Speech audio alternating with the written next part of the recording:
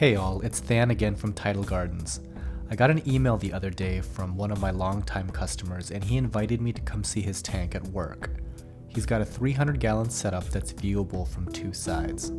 The front faces out into a seating area / open office kitchen, and the back faces into a quiet break room lounge.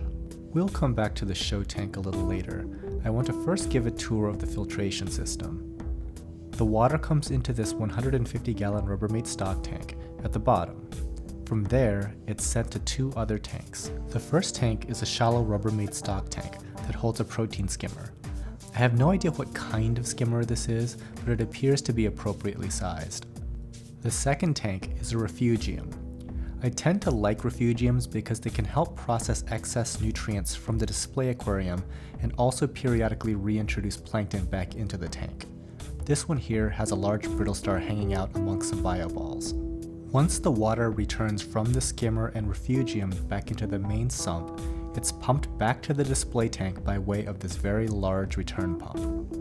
Up to this point, this system is pretty basic, but here is where this setup is very unique. The filtration is nowhere near the display tank. In fact, it's a good 40 feet away, and the plumbing is in the concrete floor under all these office cubicles. Having the filtration located in a remote location has some distinct advantages. The first big advantage is that you're not restricted to having a sump that fits under the stand. I happen to be a proponent of giant sumps and refugiums, and having them in another room entirely removes the constraint of having those additional tanks sized specifically to the display tank. In this hobby, you will quickly find that stability is king, and nothing stabilizes a reef aquarium quite like additional volume. The second advantage is noise isolation. Perhaps I put more weight into this than most people, but I can't stand the sound of an aquarium. Water trickling is one thing, but the constant drone of pumps and fans drive me crazy after a while. Isolating the pumps in their own room far away makes this aquarium virtually silent. The only thing that I can hear sitting in the lounge area is the Vortec pumps, which are pretty damn loud if that's the only thing in the room making noise. Okay, let's talk about the tank itself for a bit. The corals are deceptively large. You can get an idea of how big they are compared to the fish. The leather corals, for example, are massive. This is a 300-gallon tank and none of these corals look small. This is a mixed reef containing soft corals, large polyp stonies, and some SPS as well. All of these corals are growing under 4 Ecotech Radion lights. It's a good choice in lighting. They've got good spread, and it's possible to get a very nice combination of colors. So far, it appears that the corals in this tank are doing really well under them. My favorite thing about this tank is the fact that it's at the office, and probably paid for by the company.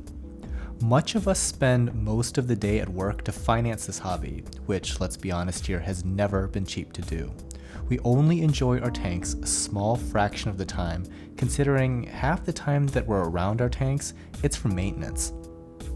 Greg here sees his tank all day long.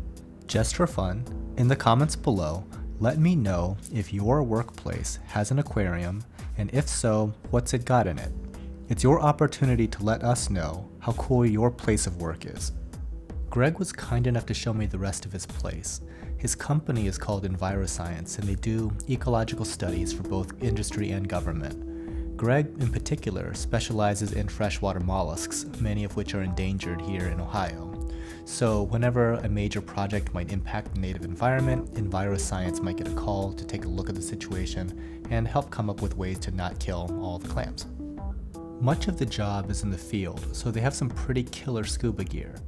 I'm a tropical recreational diver, but Greg is a commercial diver with access to some serious equipment. Here are some of the helmets that they use in their cold water dives. They have full voice communication and everything. Lastly, there's a ton of lab space and rooms with fish tanks where they can test certain water conditions on actual fish and invertebrates. On first glance, it almost looks like a pet store because these displays are the same ones used in the big box stores. Okay, that's it from here. I hope you guys liked the video. Thanks again to Greg for showing me his office setup, and I hope that all of you guys out there will be able to convince your bosses to hook up a big tank on the company's dime. Happy reefing, guys.